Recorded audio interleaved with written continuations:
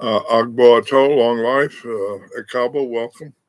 Adupwe Ori Egun, we thank the ancestors for their wisdom. Today we're going to take a look at the Holy Odu Ogbe Obara. Ogbe from Elysian O Egbe, meaning the source of consciousness or the spirit of consciousness. Obara from the Elysian O Baba Ra, meaning the spirit of the fathers bring taboo. The taboo in Obara is related to the idea of arrogance or knowing it all or being dogmatic or controlling others.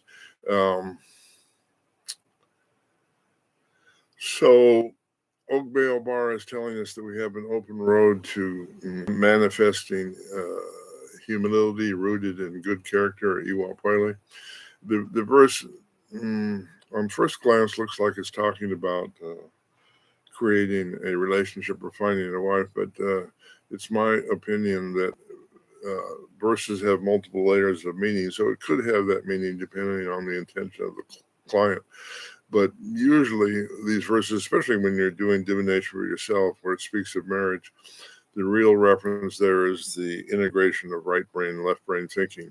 So the woman doggedly curved her hand. She took her husband as being miserly, cast Ephah for the ridge. So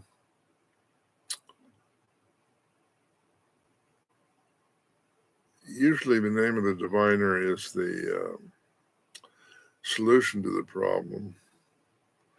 Here, the name of the diviner is actually defining the problem. It's not common, but that does happen, obviously.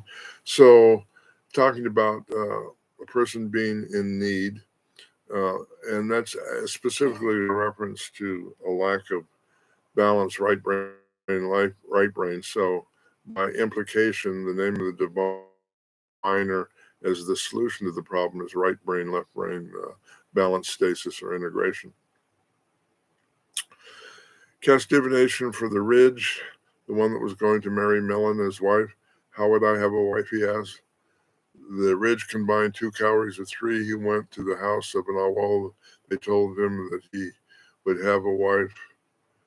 You should not be miserly, he said. They said when he got a wife to marry. Okay, so this is saying that being stingy and needing to control things, ultimately leading to the need to control others, is really is rooted in arrogance and kind of self-absorption. So the road to right brain, left brain integration, this particular verse, is both humility and generosity, both of which are good things. When it was time for Melon to produce children, she had so many children they filled all available spaces. The woman doggedly curved her hand. She took her husband as miserly, cast divination for the ridge, the one who's going to marry Melon as a wife, who has children. These many, Melon that has children. These many. All right, so the verse is saying that Melon not only is the solution to right brain, left brain integration in the sense of letting go of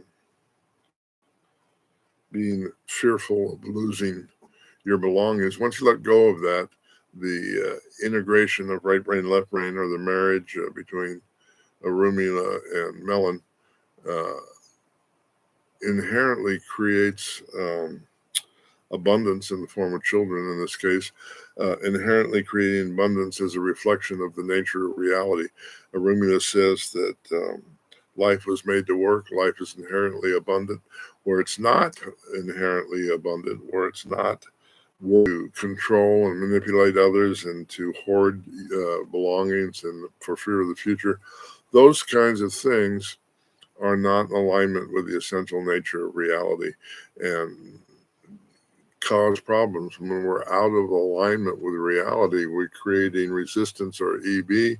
The word Iwa Pele means I come to greet the earth. When we greet the earth effectively, we see that the earth provides all things that we need. That's really the basis for